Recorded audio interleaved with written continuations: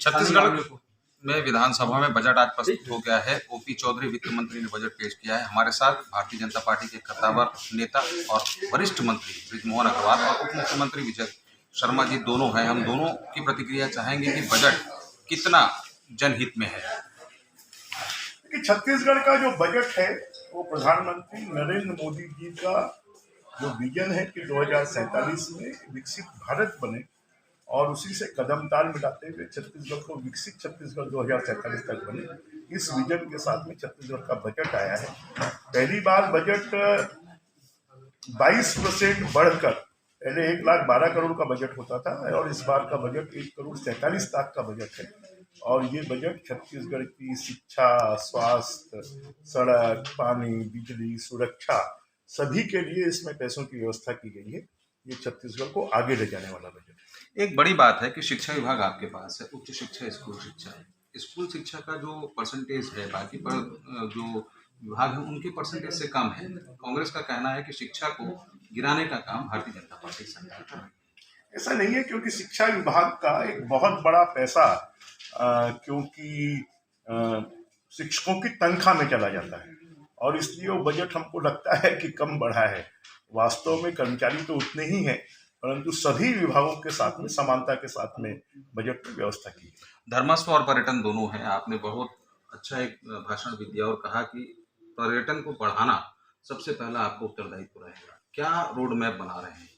हम road map बना रहे हैं। भारतीय जनता पार्टी के घोषणा पत्र में भी है कि 5 शक्ति स्थल का हम निर्माण करेंगे। उसके एस्टिमेट बनाने के लिए बजट में व्यवस्था की गई है। पर्यटन की दृष्टि से इको टूरिज्म, वाटर टूरिज्म और छत्तीसगढ़ के जो लोगों की आस्था के केंद्र हैं उसको विकसित करने के लिए बजट में व्यवस्था है। हमारे साथ उप मुख्यमंत्री विजय शर्मा जी भी हैं। हम उनसे भी पूछेंगे कि गृह विभाग का बजट भी बढ़ा है तो क्या ये माना जाए कि नक्सली वारदातों में कहीं ना कहीं कमी आएगी? नक्सली वारदात, परंतु साथ में आप देखेंगे तो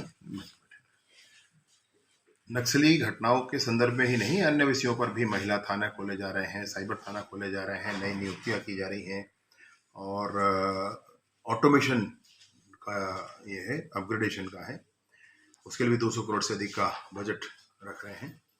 विशेष रूप से नक्सली क्षेत्र में भी अभियानों के लिए बजट में प्रावधान जो आवश्यकताएं थी उसके अनुरूप रखा गया है और यह भी आश्वासन माननीय मुख्यमंत्री जी का और वित्त मंत्री जी का भी है कि आने वाले समय में जैसी आवश्यकता होगी उसके लिए भी काम करें। एक बड़ी जो चीज़ें हैं छत्तीसगढ़ में वो है साइबर क्राइम।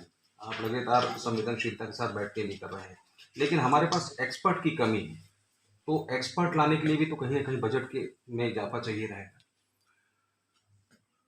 पहले तो संसाधनों की आवश्यकता है। साइबर क्राइम में यह है कि कुछ दिनों की ट्रेनिंग से आप अनेक लोगों को स्किल्ड कर सकते हैं, तो संसाधनों की जो आवश्यकता है उसके लिए भी कोशिश पहले कर रहे हैं।